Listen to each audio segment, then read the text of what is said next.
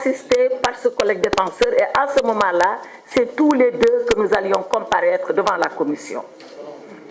Farba Ngom a choisi, d'accord avec moi-même et après même consultation d'autres collègues députés, que seul son défenseur serait devant la commission. Voilà pourquoi je suis partie seule. Alors pourquoi Farba Ngom n'a pas voulu y aller lui-même? Il a voulu mettre ses collègues députés à l'aise. Il ne voulait pas être là-bas, du genre je fais pression sur mes collègues, je demande à mes collègues de ceci, je demande à mes collègues solidarité. Il a dit non. Je les mets à l'aise, je m'abstiens d'y aller et je laisse mon collègue défenseur le faire pour qu'il soit totalement à l'aise, libre de toute pression morale venant de ma part.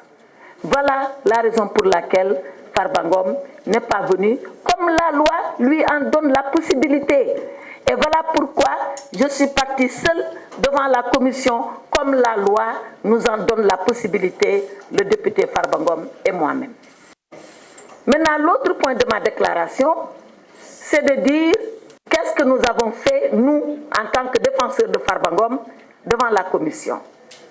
Lorsque je suis arrivée, j'ai soulevé une question préjudicielle. La question préjudicielle, c'est un problème qu'on pose avant même d'examiner le fond du dossier.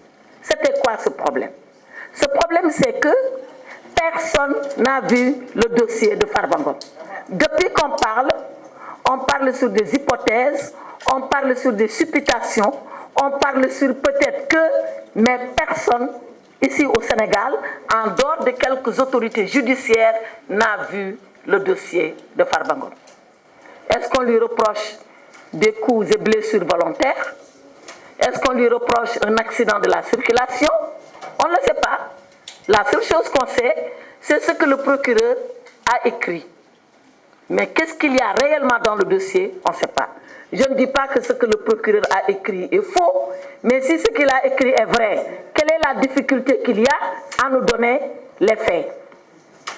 Et je dis à la commission, donnez-moi le dossier de Farba Ngom pour que nous puissions l'étudier et nous défendre.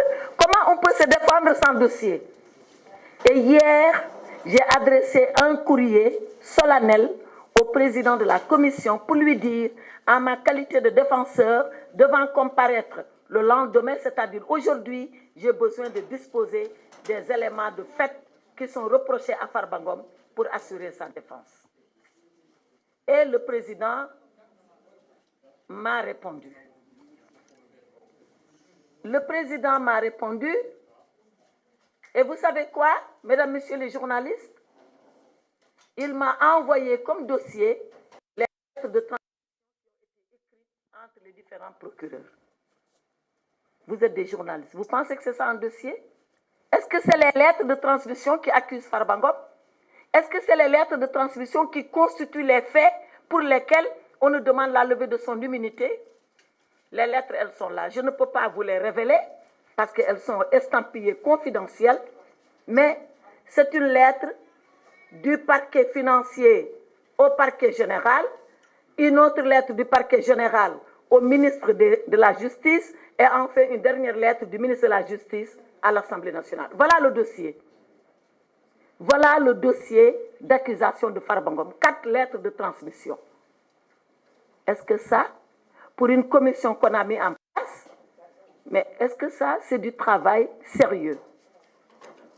Mais mieux que ça, est-ce que vous pensez que l'Assemblée nationale, elle a constitué une commission d'enquête